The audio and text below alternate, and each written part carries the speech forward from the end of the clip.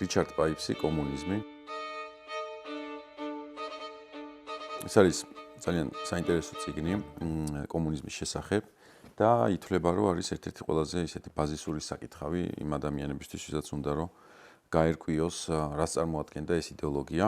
რატომ არის მნიშვნელოვანი ჩვენთვის ქართველებისთვის, იმიტომ რომ ჩვენ ვიცხოვრეთ ამ სახელმწიფოში, ბევრი რაღაცა იმდენად გადმოცემით ვიცით, რომ გონია რომ ვიცით ეს მოვლენა, რასაც ქვია კომუნიზმი, მაგრამ ეს არ არის და ეს წიგნი გვაძლევს საშუალებას, რომ ის რაც უკვე რაღაცნაირად გადმოცემით ვიცით, გავაანალიზოთ და მოვაქციოთ თეორიულ ჩარჩოში. დღევანდელ საქართველოს რაც შეეხება, რამდენიმე ესეთი მახასიათებელი არის, რომელიც სამწუხაროდ ამ კომუნისტური გადმონაშთად შეგვიძლია მივიჩნიოთ.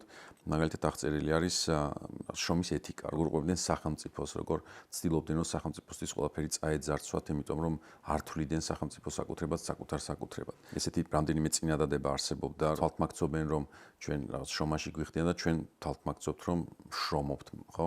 და იცის პერიმიტები რო გავიხსენოთ, მაგალითად ზუსტად პაიფსი რასაც აღწერს, ეგ არის. დაწესებულება, სადაც არავინ არ შრომობს და ყველა თავს აჩვენებს რომ რაღაცას აკეთებს. ეს ტექსტი კარგად განიხილავს, რამ განაპირობა ის, რომ კომუნიზმი ისე მოექცა მოქალაქეებს უკვე როცა საბჭოთა კავშირი დაფუძნდა, როგორც ის მოექცა, რას ნიშნავს 37 წელი, რამ გამოიწვია ეს ყველაფერი და ფანატიზმი, რომელიც ედო საფუძვლად აი ამ წარმოდგენას სამყაროს შესახებ, რომ ჩვენ ვართ მართლები, როგორ ანადგურებს ყველას, ვინც მეორე მხარეს აღმოჩნდება, რასაც ისინი ეძახიან ისტორიის არასწორ მხარეს დგომას. ჩვენთვის რაღაცნაირი გაფრთხილება არის, რომ ყოველ ჯერზე, როდესაც ჩვენ მსგავს ფანატიზმს დავინახავთ, ვიცოდეთ, რომ ეს არის საფუძველი დიქტატურის და იმთავითვე რაც არ უნდა ლამაზად გამოიყურებოდნენ ეს იდეები, როგორც კომუნიზმის იდეა გამოიყურება ძალიან ლამაზად, აი ამ ნარატივებში ამოვიცნოთ უდიდესი საფრთხე, რომელიც ჩვენ წინ გველოდება. ჩვენთვის საინტერესო არის ზუსტად ეს წიგნი, ჩვენი ისტორიის გასაგებად, აწმყოს გასაგებად და რაღაცნაირად იმის დიაგნოზის დასასმელად გვინდა თუ არა რომ რაღაცნაირად ეს